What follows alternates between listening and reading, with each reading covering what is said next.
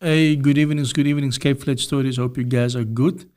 Um, Tonight, I want to welcome you to another episode of the Uncle Stan Show, of Stan's Show, or Cape Flight Stories, whatever you want to call it.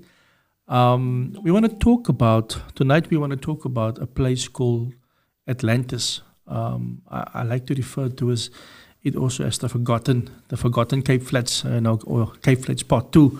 So with me in the studio, or not on the studio, on the line, I have a young lady. So I will introduce her now. She is currently an activist in Atlantis, very much at work, does a lot of things. She is originally, from what I understand, from Mitchell's Plain. So wat ons maak, ons bou mense met ons Plain, dan stuur ons vir hulle Atlantis toe, nie, ek speel maar net. So I'm going to talk to Donae tonight, Donae September. She's with me on the line. And we're going to talk about Atlantis. Wat gebeur in Atlantis? And because I remember many years ago, as a kid, in the 80s, we used to go visit family members in Atlantis, and there was a lot of things. It wasn't a very developed place at the time. It was also another Cape Flats, where there was a demand for recreational facilities. There was a demand for hospitals and things like that. But I want to hear now from her. Has things improved over the last few years? Donae, welcome to Cape Flat Stories, and thanks for making yourself available to chat with us. Good evening, Stanley, and all the viewers. What an honor and a privilege it is to be with you this evening. I think that with the development that took place in Atlantis, things are better, but I can tell you that our people in Atlantis are currently so struggling, And so, yes, they do call Atlantis the lost city. Unfortunately, I think that has rubbed off on some people. But if we just change our mindsets, but it's actually hard for some people to change their mindsets because of all the things taking place in Atlantis. Yeah. But there is good that can come out of Atlantis, yes, and you have highlighted that I am from Mitchell's Plain. Yes, you're off. It's very plain. I'm from Mitchell's Plain, but my heart is now with Atlantis. Wow.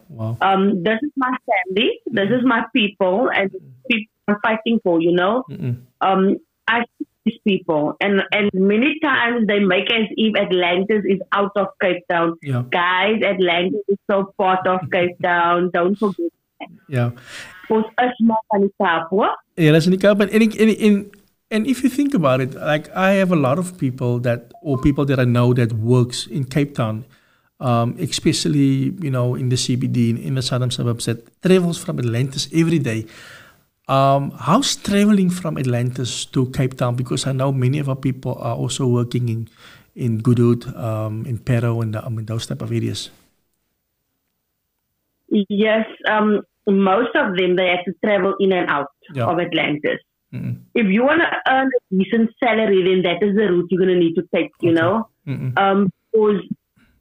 you can say that there's a few, probably less than 5 companies with Atlantis where you will earn a decent salary. Other than that, you're going to need to move to CBD, to Belleville, and all of that to see your money work, because the salaries that you earn within Atlantis is quite little, to be honest. Yeah. And so our people are really struggling with finances are concerned, and also when it comes to jobs. Unemployment is very, very big. It's very, very big. And I tell you, we have an industrial area like at our feet, eh? Yeah. But do you think that there's really jobs available? No. These people who are all day in, day out looking for jobs, and it's hard. Yeah. Hard. But now we have the special economic zone that is based in Atlantis. And I believe that there will be job creation because they will be building a place, I don't know, they will be manufacturing solar panels. So I believe that there will be jobs soon. But, I think the period for this place to be well positioned and up and running is probably about 10 years, if I'm correct. Yeah. So it's a long time. It's quite a long time. And our people are suffering now on this side. And people need jobs now. People need to earn a salary now, like in tomorrow, because of, like you mentioned, you have a place that is sort of becoming overcrowded, but there's no jobs, because people need to travel to the city or to the southern suburbs or to Belleville or to wherever. Gangsterism, as we go, as we talk, we will trying to touch on about everything. But gangsterism, I've heard some things from few of the security safety. Gangsterism has exploded in Atlantis. Tell us more about how these people or these thugs are, how they are keeping our people hostage. Stanley, I actually spoke to, because I am the representative for the youth in the Ward Committee of Ward 29. Yeah. Also, I'm with ARA, which is a political party, and we are working constantly with youth, and so I have seen what's happening to our youth within the community. Yeah. So our children become dropouts. Why? Because there are gangsters standing at the school gate waiting for them to come from school. So you get targeted and you then get pulled into this gang. Yeah. So what they do, they are recruiting young boys. And it's so sad because young boys, they have bright futures. Yeah. And they want to work towards something, but now you can't walk a certain area or you can't walk on a certain path on your way to school because there's constantly gangs that is targeting you and wants you to become part of this gang. So that is one of their ways of recruiting. Yeah. Even if it's your next door neighbor, they want you to become part of that gang. So what is happening to our young boys? They become dropouts. They stand on a corner. They indulge in drugs. And then at the end, they feel they don't have a choice but to become a gangster. Yeah. And I tell you, for a young boy to withstand this gangsterism, it's hard. Yeah. Because every day when they stand up, there's a gangster waiting for them, wanting them to become part of a gang. Of hou miskien nou net die drugs vir my, of hou die gun vir my, of stickers weg aan jou ma se huis. And ek sien pas that many times mothers don't even know that there's a gun inside of their house. Yeah. So I will say that even as a parent, I'm raising a young boy and we need to be attentive to our children. We need to watch their every move. We can't say, in Mitchell's Plain, so was it okay om Manandi to look? With your kids. But today you can't just allow your child to go somewhere because it's dangerous out there. Yeah. And that's false that your kinders will intrek. So we need to know, we need to watch our children. Yeah. And we need to add schools also. And I'm going to tell you that in the Western Cape and especially Atlantis, because I know, because I am volunteering at the police station, there is too little vans. So now I remember that vans used to be situated, they used to stand by the school gates to ensure that our children are safe. There is no vans at all. There's no vans. And so that is why things are just becoming worse and worse and worse. You are touching on something now about the vans. I don't know if you watched on ENCA last night. They had Becky Chelly on, CPF members from Kailicha. They had the pastors, leaders, as well as JP Smith. And the one thing that one lady mentioned, that when the vans go away for the service, the police vans go away for the service, it goes away for 6 months. It goes away for the service. This is not only a problem on the Cape Flats or in Atlantis. I think this is a national problem where we need to look, and it was brought to his attention last night that we need to look at having a much quicker response. I took my car last week for the service last week on Friday. To Hyundai, and I don't want to advertise them, but it took me literally 4 hours to service the car. If they service the vehicles, if they service SAP's vehicles on a regular basis, it won't have to go in for 6 months, 5 months. And I think this is a big problem. How many vans do you know? How many vans or how many cars you have available? To be honest, I'm going to tell you, usually SAPS has a very bad name. We all know that. Yeah. I can tell you that there is individuals that I work with that is actually very good and passionate at what they do. Yeah. And so I had this conversation already with him because I work with the activists. Yeah. I work with people often and gender-based violence, and that is a concern. Yes. And many times when an incident happens, they usually say the police comes afterwards. You probably heard that already. Yes. And I asked, what is happening? Why is this happening to our people? And then they explained to me that these two little vans. Now you know what? They can crucify me for this. Yeah. But this is a political thing.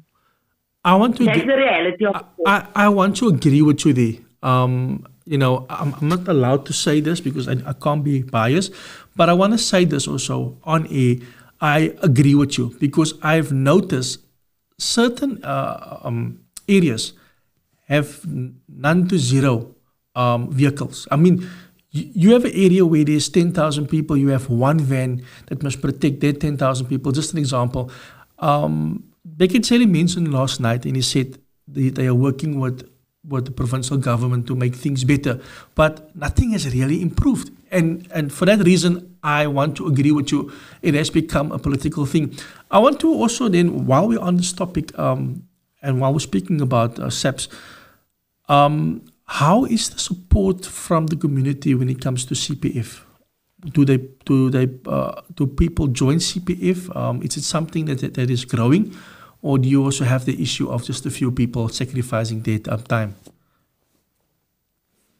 CPF, well, they are doing a good job. They're doing the job on that side.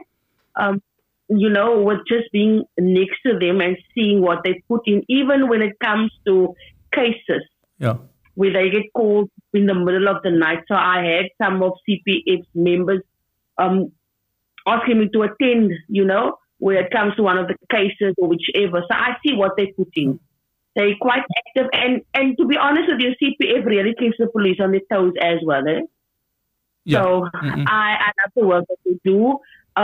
The neighborhood watch, they are growing in Atlantis, which is a good thing, but the resources is not enough. So you will see one neighborhood watch is maybe getting some bikes and so forth, and then the other one doesn't get anything, and the one group of neighborhood watch earns a salary while the other one is not earning a salary, and all of this. And I think this is stuff that needs to be lined out. But with regards to CPF, they are doing what they're supposed to do and volunteers, and their hearts are open for the community. Yeah. But every organization is not perfect, and so they do have this here and there. Yeah. But what I've seen from our CPF is they are doing their work. Awesome. And I can say I'm so grateful that I could move in where justice is concerned, because I hate the fact that I had to sit behind a computer at a desk, big office. Yeah. But our people are suffering outside. My heart wants to go and be there with those people, to fight with those people, to hug that person, to cry with that person and things like that. And I had to make a decision and say, hey, I am going to need to leave my job here. And God, I'm trusting you, but your people need me out there because I'm an extension of who God is. You understand? Yes. So I made the decision to move into this community with my whole heart. And so with CPF, they are doing what they're supposed to do. Yes, they are doing a good job. A good job. With what they have, with the little that they have, they are trying their very best. I want to just go. Sure. I tell you, sometimes I'm not going to say that the community. Have you seen this? That on Facebook, people can complain and they have so much. Exactly. But we need to do these things, and then nothing comes from you. So as they call them, keyboard activists. That's right. I love that word. But show yourself strong in person. Yeah. So the people want to complain about the police and they want to complain about the CPF and all of that. But what are you doing? Because we also have a part in it. So that neighbor that's complaining is the same neighbor that's hiding a child away who's selling drugs. Yes. So what better are you doing? Do you understand? Yes. And you are so right. Keyboard activists or keyboard warriors is this in everything, in every sphere. People will complain, but you will never see them, giving up their time to go out. And it's normally those people that complain that are the ones that doesn't contribute. So that actually brings me to the following, the social ills. We as colored people, unfortunately, we come with a lot of social ills, a lot of integrated curses and bad behavior that was passed on from generation to generation. One of the things, and I think this happens on the Cape Flats, it's quite big, and maybe it happens in Atlantis as well, where most boys are growing up without fathers. I think we have a society where we have a fatherless. There is fathers, yes. For those that have fathers, we thank God for them. But there's also those that have a lack of that responsibility from the father side. That also contributes, especially to the boys. We know that many of our boys become gangsters because they go look somewhere else for that fatherly love. How are you guys experiencing that? Because that is something that the Cape Flats needs to work on. That is something that the colored people need to work on. There's many factors that some feel that the mother is bitter towards the father. Some feel that the father just walked away. There's many factors, but is that something that is growing in your community? No, that is something that's definitely growing. And as people of color, I won't say that we are colored because the word colored puts you in bondage. Yeah. So we need to get our wording right here. So as people of color, fatherlessness is like big. It's big. Yeah. It's a nation that has grown without a father, And I think that as people of color, we are suffering the most when it comes to fatherlessness. Yeah. So some people, some dads are there. They are daddies, but they're not fathers. Yeah. It takes a real man to be a father. That's right. Because father is it's an architect, And that architect needs to build that child's life. And many fathers, even though they are there, they're not really there. So they can't, the children can't look up to their fathers. And the mother, and you know what? Some mothers actually say that, ek moet ma en pa staan, nie auntie. Ek kan nie pa staan. Want dit is gemaak om 'n pa te wees.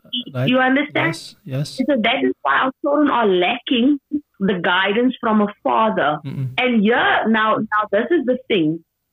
Our children want to wear these expensive tackies and they want to look cool and whichever. En hulle sien dat die ma struggle want die ma moet vroeg uitgaan and the mommy needs to go and work. And the mommy comes home late at night. Yeah. And so this child is at home whole day. The mommy's tired, so the mommy don't really get time to spend with the child and to guide the child as best as she can. Yeah. And so this gang comes and the gang leader targets this child. And he makes it if he cares for this child. And the child, because of the child being so vulnerable, the child then falls for the street, Yeah. And the gang leader will say, I'm going to buy you tackies and I'm going to buy you this and take you so and you can also dress like me and I promise you that I will stand for you and all of this. No, biggest lie ever. Yeah. And just say that the child falls in the trap, And once the child is in, and I can tell you that even because I work with gangsters. Yeah. Look, gangsters, there's a reason why you chose to be a gangster. There's a lack, there's a reason. Many times people don't want to take that route. They don't have time to still speak to gangsters and work with gangsters and things like that. And if you speak to them, you will pick up that there is a reason why you chose to go this route. Yeah. Could it be by bullying? Should it be by rejection, fatherlessness, or whichever the case may be, there is a reason because who chooses that? Okay, you do get some children that choose. But it's very seldom where you get children that choose to be a gangster. Yeah. What did you go through in your life while being a child? It started somewhere. There's a root to all of this, So fatherlessness is growing. It's growing. And the worst of all is that our young women, our young girls are falling pregnant as if it's nothing. Yeah. And they think that all Sasa is going to cover everything, which is never going to work. And now the worst thing of all is President brings in 350. Yeah. So what do you think? What are you going to do with this 350? And the people think that this 350 is the world, but it's actually the worst because now mothers are dependent on a 350. That's right. Would you say, just listening to you, No, the SASSA money is little money, government money is little money. But this is what I want to ask you. Coming from Mitchell's Plain, you said back in the day you could walk to Manandi Beach. People could walk to Muizenberg. It was safe. You can walk from Levendale to Muizenberg. You can cycle from Grassy Park to Boys Drive. Those days are gone. But what I want to ask you is the following. Do you think that we have become our own worst enemy? Because it is a guy that looks like me that is killing another guy that looks like me. Om terug te kom, as 'n breinman wat 'n breinman doodmaak, that is for me scary. Have we het ons begin om te did we stop dreaming? And also have we, stopped teaching our children to have integrity, to have vision, to know where they're going? When I was young, I had this thing in my room where I would tell myself every 5 years, this is where I want to be, this is where I want to be. Het ons begin te ophou om, te sê waar ons onsself sien en die easy way uitgevat. Because Donae, ek en sy kom uit die Cape Flats uit. We didn't become gangsters. We didn't become druggies. And you are right. There is things that actually lead people to that, becoming drug users, becoming gangsters. In my family, and I always use this, and I always want to use my family as an example because that's why I love the Cape Flats, because I understand. Sy het 8 kinders in my pa se familie in. Uit die 8 kinders is 2 kinders is gangsters. Selfde ma, selfde pa, selfde huis. They became gangsters. Are we making too much of an excuse? Because at the end of the day, like soos ek sê, hulle wat mekaar doodskiet is mense soos wat ons lyk. As ons wat mekaar terughou, do you think that we are our own worst enemy? I believe so, yes. I think that our mentality has changed big time. I think parents, remember it used to be your child is my child is your child. Mm-mm. That has changed because parents will now say, you don't have the right to touch my child. You don't have the right to open your mouth. Yeah. And the worst is that there's now a law that says if you discipline your child, you will go to jail. Yeah. All of that. And so we have now, in our culture, we have learned to hate one another. Yeah. Even in the area where I live, so the young boys, they get mocked as hulle gaan nooit regkom nie want hulle se daggekop en hulle wil net op die hoeke staan, and like this one lady said, I find it so strange, and she said sy kan maar heeldag hallelujah vir hulle but like your way het gaan om vir hulle te kry en sy hallelujah heeldag, maar die weekie en hulle wil dit want hulle wil heeldag op die hoeke staan en dag roep, and I found that wow. So you tell me that she's actually meaning because I pray for these people. Mm-hmm. I pray for these people that has given up on life. Yeah. But you're saying that my hallelujahs are in vain, and I would speak to these young boys and I say, why do you accept this life? Don't accept this life. There is better out there. Look, people is already mocking you as daggakoppe en julle gaan niks gaan bekom van nie.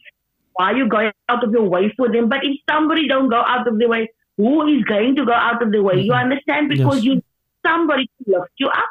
Yeah. You need somebody that's going to take you by the hand and say, look here, man, you can do this. You can do this. But it's like we don't honor one another. We don't love one another anymore. And I'm just out on me. I'm just going to build my life now. Yeah. So I don't care about that who's lagging behind me, but it's all about me. And that mindset is already wrong. Yeah. And so because hatred starts in the house already of how we raise up our children, and you go onto the streets and you just start hating one another. And that's why it comes in. And I ask myself, how does it become so easy for somebody to just kill the next person? Yeah. Yes, I know that when you're intoxicated with drugs, your mindset is different. Yeah. But you can't say that you are totally, totally out of it. Yeah. That you don't know that you're taking another life. Because you think that taking another life, you get rewards. Where do you get rewards? In hell, most definitely. Yeah. So we've just lost the love And that's why, as a mother, we need to protect what we have with our children That's right. to still raise them in the best of the ability that we can, because we know what is happening outside. Yes. So, like with my son also and my daughter, I would say, you don't treat the next person like that. You treat them with respect. You know, children don't greet elderly people anymore. Children drink and smoke in front of elderly people as if it's nothing. Where did we lose it? That's right. Where did we go wrong? It starts in the house. It starts in our homes. And you know what we teach. And you're actually touching on a very sensitive topic. You know, like you said earlier on, your child is my child. What we need to remember, we unfortunately need to stand in for those people, parents that aren't there, or those people, those parents that they are there, but they also aren't there. We need to become, you know, like you said, people that, you know, you don't have to give money to change your community. You just need to give an ear. You just need to listen to the young man. You need just to tell the young man or the young lady, look here, you can do so much more. I think our lives has become a testimony. Our lives has become a billboard. People, when they look at us, they must see, you know, but that guy came from the same situation. It's me. I think we are giving up too easily on the next generation. We have become, you know, almal is in die huis en almal as dit donker is, as die krag is af, ons maak die deur toe, ons sluit op, you know, and we go sleep. We don't care about the child outside in the street roaming for food, roaming for a bit of attention. I think we have become selfish people, and we know that our history teaches us where we come from, and we need to build relations. I think it's very important for us to build relationships and take the next person with us to the table, wherever we are going. We must become billboards that, you know, people, when they look at us, they must say, but, you know, if he can do it, I can do it. I want to just let's into the next question, Donae. On the Cape Flats, as you know, we have more primary schools than high schools, and for that reason, many of our kids only have a primary education. Is this the same thing in Atlantis? I will say so, yes. Classes are very full. The primary schools are more than the high schools. They've actually built another section now, in section C, to provide for those who don't get accommodation for the grade 8. Yeah. So we're grateful. And because, have you noticed this, because our classrooms are always going 40 and upwards, our children don't get the attention. So when a young person is going through something, the teacher is unable to pick it up. Yeah. Because her focus needs to be by 40 other children. That's right. You know? And so you won't even know that the child comes in this class hungry because he didn't have anything to eat last night. Yeah. And so what that child does is it's becoming too much of a burden for that child. And that child decides to leave school. So because our class, yeah. No. So that is exactly what most, like what our areas are also experiencing. Children don't have nothing to eat, absent parents, and then also overcrowded classes. I mean, 40 to 50 students. Yes, and the Department of Education is not very helpful. That is, honestly speaking, not very helpful. It's like they don't really care. And I know that being within the community, you need to go with parents. You need to fight. Somebody made a case and know that you don't want to accept the case because it's family issues. Yeah. And I said, but why didn't you come fetch me? Because sometimes they always, and especially these governmental departments, they override our people. They overlook us. They don't care. You first have to go and shout and threaten and do what and what and what before you really, where they really take you seriously, which is wrong.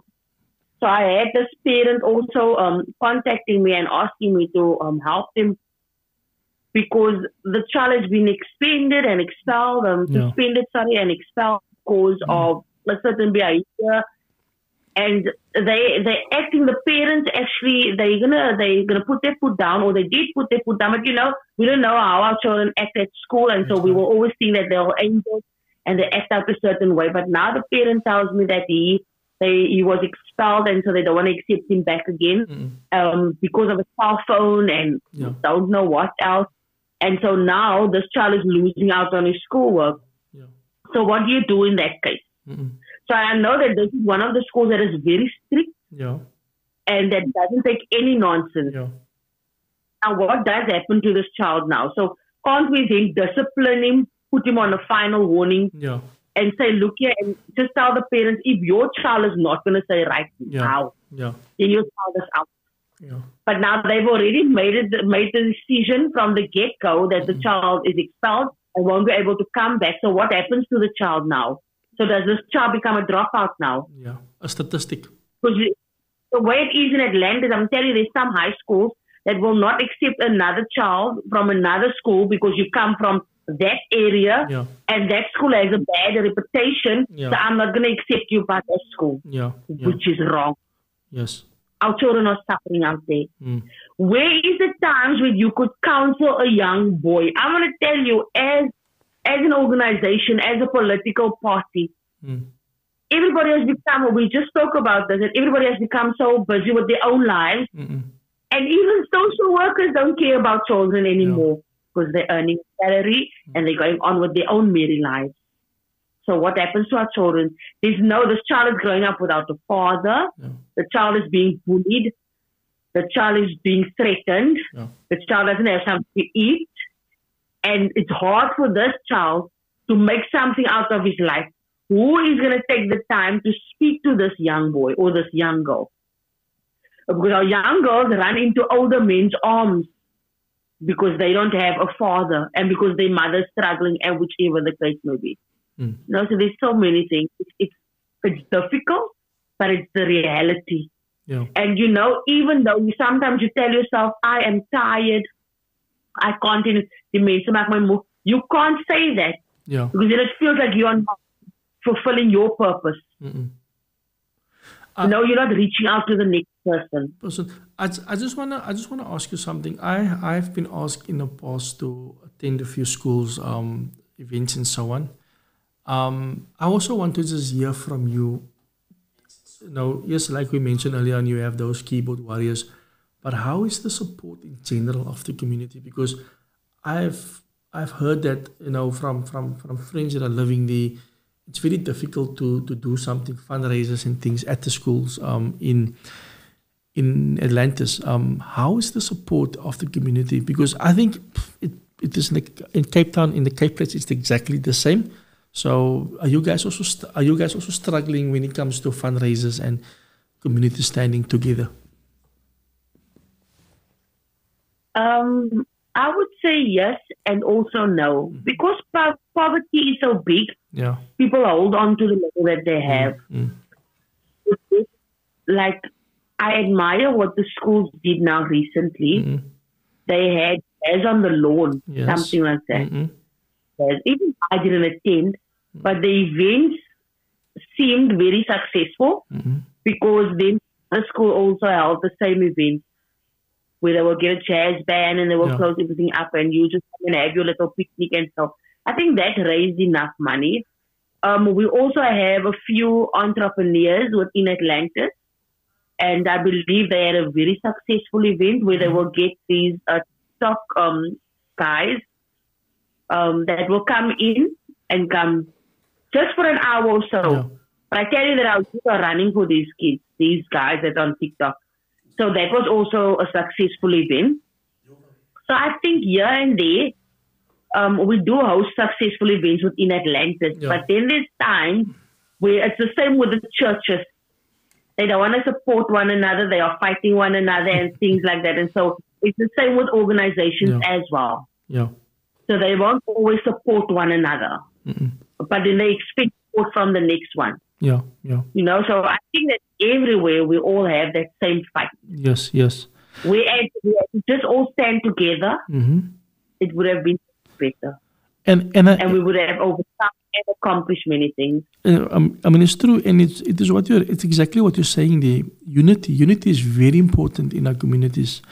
If we can unite and have the same goal, the same mindset, And now when we do something, we do it collectively and we change the narrative. Because they say Rome wasn't built in one day, but I mean, the fact that everybody in Rome worked together towards a common purpose, that made Rome a success. And the stories many years later of Rome are still, some serious things where, some of the best gladiators comes from Rome.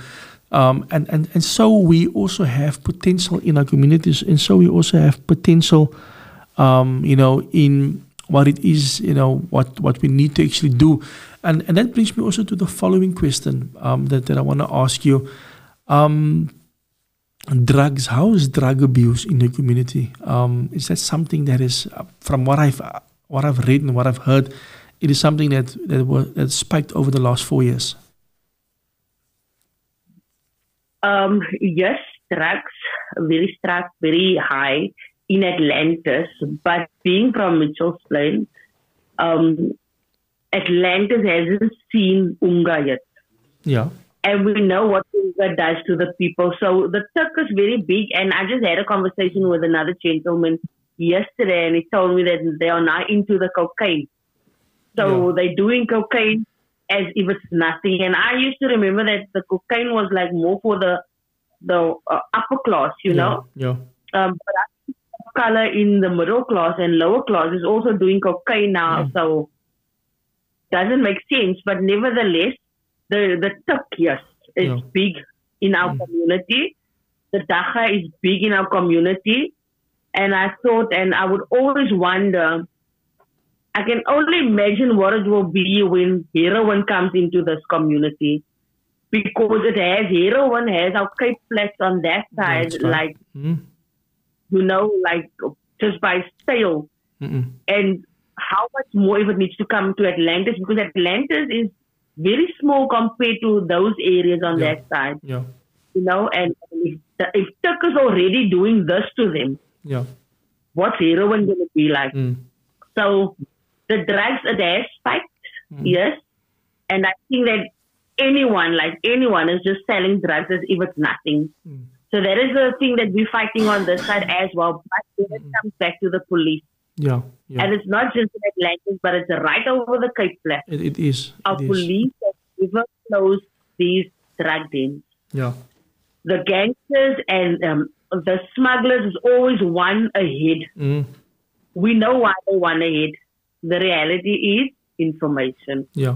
It has to be, So that is the thing that we are fighting with in our community. Yeah. And we can't hide things away, and we can't be oblivious, and we can't turn a blind eye, but that is the reality. Yeah. So if certain things change within the governmental sectors, then certain things be accomplished. Yeah.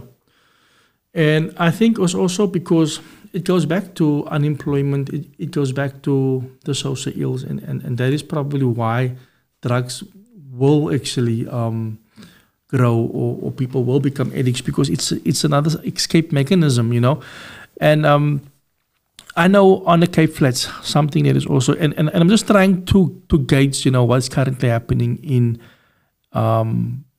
Atlantis, and also to get an idea, and to also give our viewers an idea what is happening in Atlantis and the help that is needed. There's two things that I just want to also touch on before we conclude. The one thing is the vandalism of the structures. People stealing copper. Is that quite big there by you guys? And then also the other thing that I want to talk on, your health facility, your hospitals and those things. I know there was an issue last time with the health, and that type of talks went around. Just give me a bit of an update on those two questions, please. Okay, so vandalism, yes, and that is big. I had a meeting with the sub-council manager, and he also told me that it's such a big problem that they don't know how to overcome this issue, with the vandalizing. People is forever selling this copper, and especially when it's load shedding, I think they just have a ball. Yeah. With the hospital, I can say that we have a few leaders that was working on the project at the hospital. Yeah. They've done a good job. I can commend them for that. Yeah. And they were dealing with the provincial and so on. And so they've achieved certain things. But even though the Department of Health has said that certain changes will come, it hasn't come yet. So we need to see that manifest. And then I was at the day hospital last week. I didn't have a choice because of x-rays and so forth that needed to take place. So I went there. And this place was so packed. I was there about 7:15 in the morning. I came out of there 7:15 the evening. The people were sitting there. They didn't really help. And I couldn't understand what was happening. And I went to the head of the doctors within the facility. Yeah. And I asked him what's happening. Where's the doctors? And he told me there's one doctor. There's 4 doctors took off, sick, or I don't know what was the reason, but there was only one doctor. So this is the one doctor that needs to see to the outpatients. This is the one doctor that needs to see to the theater. This is the one doctor that also needs to, because remember there's Tutuzela facility that deals with rape cases and so this one also needs to go to that premises and go deal with the rape cases and so on. And I asked this doctor, this gentleman, but how come? Why don't you get more doctors? And he told me that they are working through an agency. And so the only doctors that is left is doctors that already have bad reports at Westfield Day Hospital. So he doesn't want to bring that same doctors back in again who already has bad reports from our community, because they need to give the reports and so forth. So he would rather prefer having only one doctor on the premises. I think that doesn't make sense. It doesn't make sense because you guys are going to work something? Yes. Because at the end of the day, one doctor won't be able to service all the people that is coming into the hospital, right? Exactly. And when I asked him, okay, so can you go out and go speak to the patients because they are becoming impatient and at least tell them what's happening? And he told me, but he's not going to go out to go speak to them. They are so fed up of speaking to the patients because then they get threatened and they get shouted at and they get all of this. And they're not prepared to go through that again. So the patients just have to wait. And I told him, you know what, it's fine. Thank you for this information. Let me go back and go inform these people. And so I went back and I gave them the information that was given to me. But I mean that it has become so bad that you would rather prefer somebody just sitting there, going hysterical because they are in pain and they feel the worst and they think that they're dying. And we had a few cases where people die at that day hospital because they had to wait.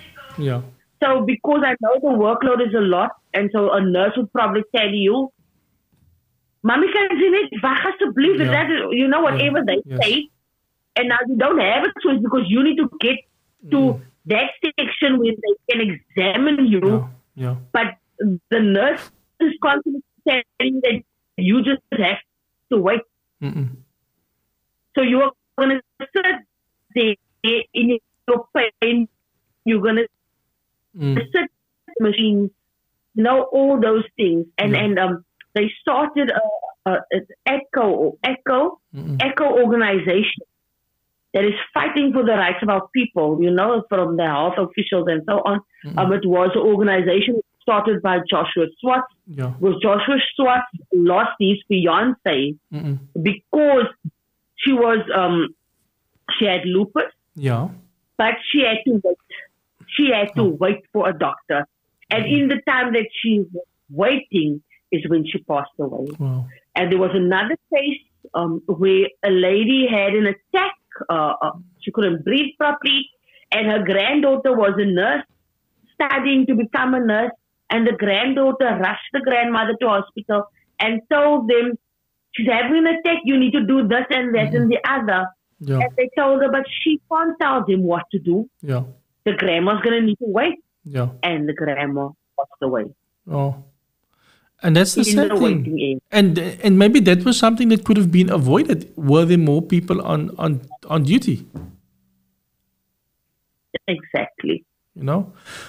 I want to conclude something that myself and you spoke about a couple of weeks back. I just wanted to tell the followers so that they can follow the story, the gender-based violence story of the father and daughter that came out a month or two ago.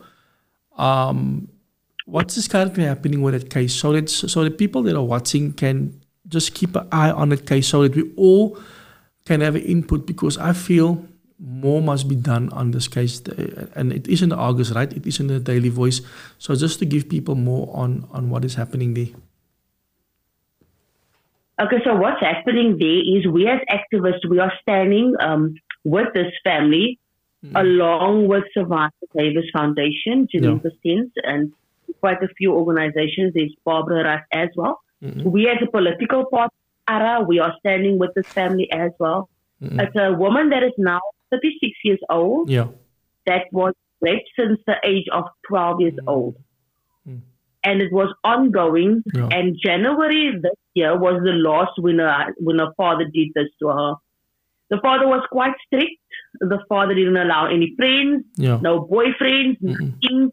And they just had to, like literally, they could pick up at school. Since primary school and high school, something is not right with this. But nobody intervenes because it's the father that's working. That's right. You just find children that is for themselves. But this young girl was suffering, and she was the eldest of 4 children. And she was constantly threatened by her father, saying that if you are going to tell anybody, and then you and your siblings are going to be divided and you won't be able to live together anymore. And she felt the need and responsibility to protect her siblings. And that is why whenever this took place, she just kept quiet. Because she was protecting her siblings. So with the first appearance, and this is the saddest part, because I tell you, in that courtroom, people get, because of you didn't stick to your bail conditions, and also because you maybe shoved your mother or your wife or whichever your bail is like, and I mean like just push your bail is up to 18,000. But this father's bail was 1,000 rand. Oh, that was nothing. And we could not understand, how can that be?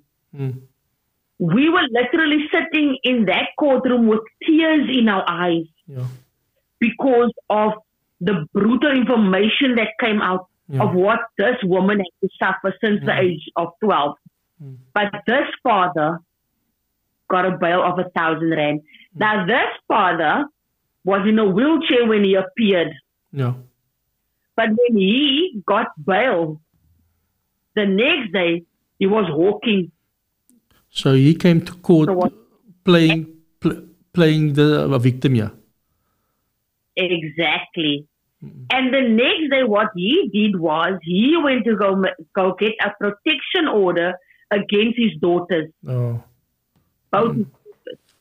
So now, on the 12th, it's the second appearance. The third appearance. And on the 17th, she's appearing for the protection order against her. So what I would ask for every person, and this is my heart, I say I hate it when somebody, and we ask the community to come out to support these people. The support was so bad. It was so bad. But it's fine. I think she knows that there is some people supporting her. And so we will be there till the end of this case. As ARA, we will be till the end of this case, because gender-based violence is happening everywhere. Everywhere, and can't turn a blind eye. That's good. Sometimes these people, they give up because of there's no support. And it already takes so much for them to come out and speak about how they had to suffer. And then yet some people point fingers at them and have their own bad remarks to make, and saying that she's lying and why is she only coming out now and why didn't she speak up long time. It's not that easy for people to just come out. And especially when you are being threatened with what's going to happen to your siblings and you won't have a place, because the mother passed away at a young age. I think the mother passed away when she was 8 years old. And so the siblings have seen a few activities within the house. and they came up, and now the father is saying that they're all coming up against him and they're all lying and all of these things. Some we were in court. He was actually busy taking photos as the activist. Yeah. I don't know what he wanted to do with this, but nevertheless, but we are still standing with this family, and we believe that justice needs to be served. And I know that our justice system is the worst ever. Yeah. That is the worst. There is something that many activists. I mean, I've heard on Antikala, Caroline Peters. I saw her told the president. Ik het gezien, ze zei in zijn gezicht en ik heb daar gestaan. She said, Mr. President, we need to do more for our gender-based violence victims. That was in November month last year. Nothing has really been done to help the victims of gender-based violence. Nothing has really been done to better our justice system. I mean, our justice system is a big mess, and you are so right. I don't know. What are we going to do as people? I think I'll be very honest with you, and people don't want me to say this on my platform, but I think we need to teach government a lesson by taking away votes from them. And we need to prove to them that if you're not going to serve us as people, if you're not going to fix the justice system, the education system, the whatever system, you are not going to lead us, because we are suffering at the bottom here. We are suffering. We are losing loved ones. We are losing, our dignity because of men, fathers, that don't have no respect for their children. We have monsters in our community that shouldn't be there, So that is one of the big problems that we currently have. And I think that government should step in, play the game, do your job, or step down, I just want to ask you one question. One of our followers asked that I must ask you the following. I don't know if you know anything about it. What do you know about Caban or Caban? C-A-B-A-N. Caban. No, I'm not sure what Caban is. Okay. One of the viewers messaged us, but I also found out, because it is also new to myself as well. So I will definitely find out, and then maybe we can maybe find out or you can maybe find out for us. Can you hear me? Yeah. So Caban is Dave, the one that left the comment. So he's a businessman, and he's got a few businesses in Atlantis. So his focus is really on community work. So I think I'll give you his number when we're done with the podcast. He does a podcast on the network as well. So he's a very good man. And he's when I told him about the tonight's interview, he was very interested. He's probably listening tonight. Awesome. But I'll give you his number, then maybe you guys can work something out to the benefit of the community. Cool, man. That's awesome. Thank you. Awesome, because just that we can't come up against one another. We need to work together. That's right. And our system in every avenue has failed us. Even social development, they know Donae September from ARA. And whenever I see there, the senior person at the social development in Atlantis, she told me, because what we do, look, the narrative, you mentioned the narrative, and I love that word, is the narrative needs to change. We can't even, and I'm going to go politics. I know that we're not speaking about politics, but I'm going to go politics. Can't do it the same way it has been done all the time. Yeah. Because that never worked. So the narrative has to change. That's right. So me going into the Department of Social Development in Atlantis, the senior person tells me, the supervisor tells me that she doesn't want us to go into the streets or go into homes, because I go into homes, I work with family, I counsel when we are, also because I'm a leader at church as well, so I go into homes and I counsel them and I work with families. And she tells me that they don't want us to go into homes because they don't know what we are saying to those people, and we are making their work more. How can you tell me that? Yeah. So we must now be quiet about a child that is being raised at home, that needs to get out of that house. Yeah. How can you tell me that we mustn't move in this area because we are making the workload more for you? Yeah. something is. So many of these people who's working for government, the reality is you have lost your passion for people. Mm-mm. And you're only worried about your salaries. And that is why you won't the extra time for the next person. I think, Donae, JT, soos hulle sê, JT, die spyker op die kop geslat. And I see waarheid. People are not passionate about what they are doing anymore. If there was a passion for other people, like, I mean, in the hospitals, if there was a passion for that old lady that is sitting there, and I mean, I remember when I was still very young, and I used to go with my grandmother to the hospital, there was a passion from the nurse, there was a passion from the doctor that they wanted to help my grandmother, and you could feel, die professionalism kan jy gevoel het. Nowadays, that is gone. And the same in the police as well. I'm not saying all doctors are unprofessional. There's good doctors out there in the public sector. There's good police people out there. But I think we need to increase the numbers. Because at the end of the day, police people and medical people are there to serve the community. They're not doing anybody a favor. And in that case, they need to also train others. It needs to become a culture where we serve people. I think that is what is missing. But we have come to the end of our podcast now, but I want to give to you a last few minutes to speak from your heart, to speak to the people. What is it that needs to happen in Atlantis ASAP? What is the need? What is the things that you feel that people should change, and what can people expect, in the future? My biggest thing, and I would always say I hate it, and sometimes my family can always say, do I really need to go so berserk and so on? Don't stand behind your curtains and look through the window at another person suffering where you could have done something. Don't talk about what the person is going through and you didn't even put your hand to the plow. There is so many illnesses within our community. Our people are suffering. Our people are suffering. I've seen people, and I've seen many keyboard activists. And I told myself, Donae, you can't be part of this. You do what you are called for because you're doing it with passion. There's people that need you out there. Let us start having a heart for people. We're not going to wait for government money to pay us in order for us to do something. Because just listening to somebody, that person is suffering, that will help them. Just showing that you care will help them. It will motivate them to move forward. We need to be there for one another. And within my community where I live Ken Fanti Donae. Because I will always go out of my way to speak to another young person, to help another person.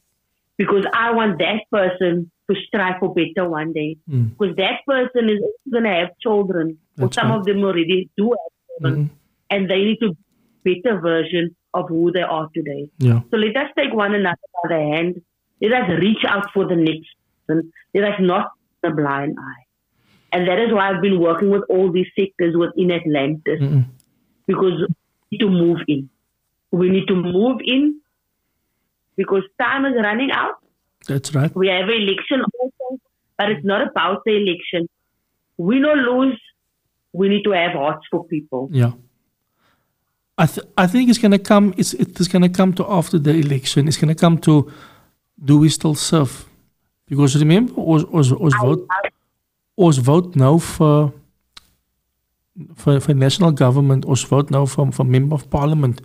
Dis groot geld wat daar is. Die is geld, die manne gaan kry net van 100,000 rand af op vir 'n job in parliament.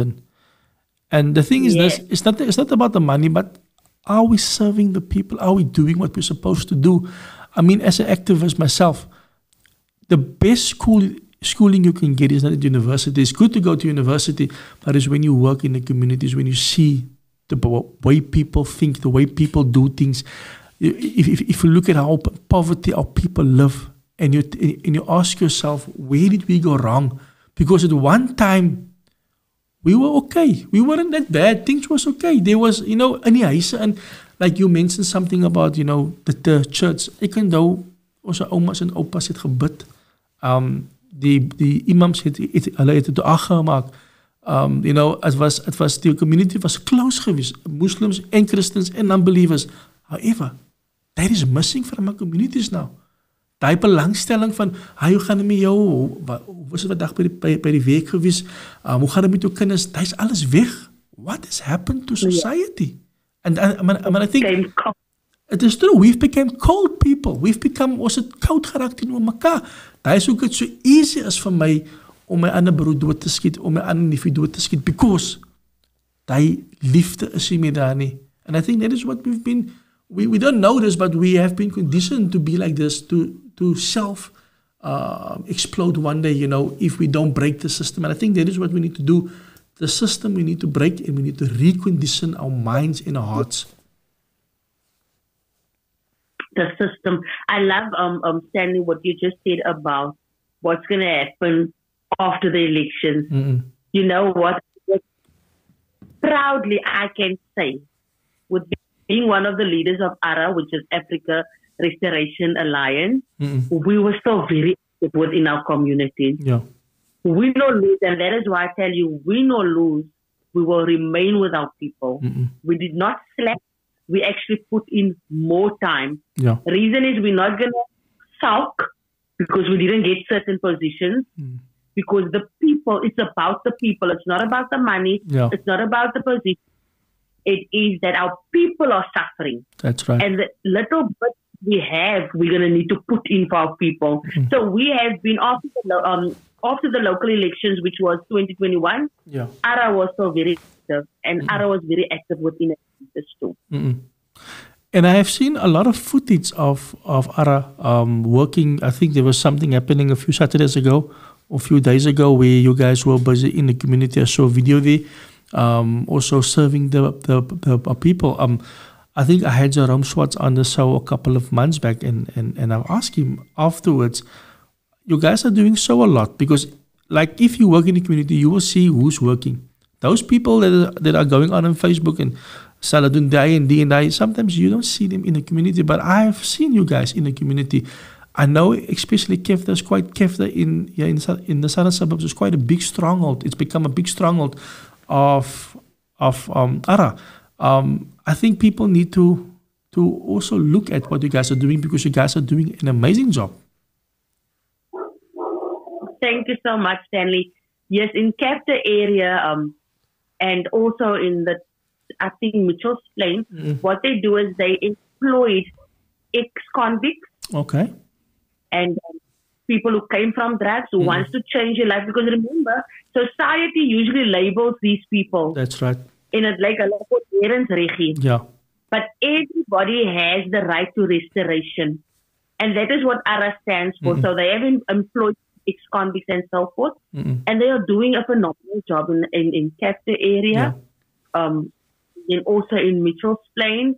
And then here, what we do is that we started a fruit and vegetable garden at one of our schools because there is big attack on our planting system and our foods and so forth. There's no fertilizer and the veggies are becoming more expensive. And so we empower our people. Yeah. We're not just going to give handouts and parcels all the time because that food is going to be up tomorrow. Yes. So we empower, start your own business or start your vegetable garden and you know that you have something to eat, you know? Yes. Mindset needs to change. Things is going to need to change. The way we do things That's right. is going to need to change.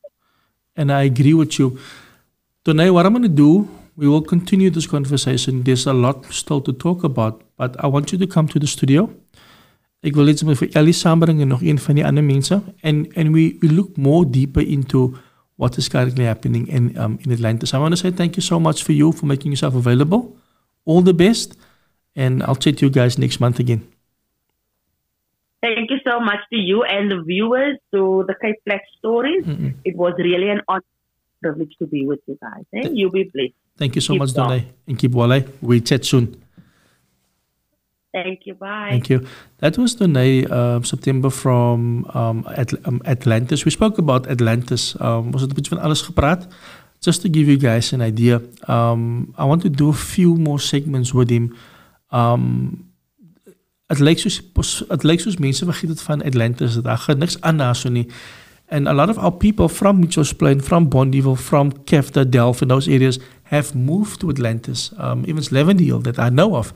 And it seems as if, I actually forgot to ask you about the traveling system, the My City and the Golden Arrow, and how do people travel. So, but that will be something that I will ask him in the next conversation.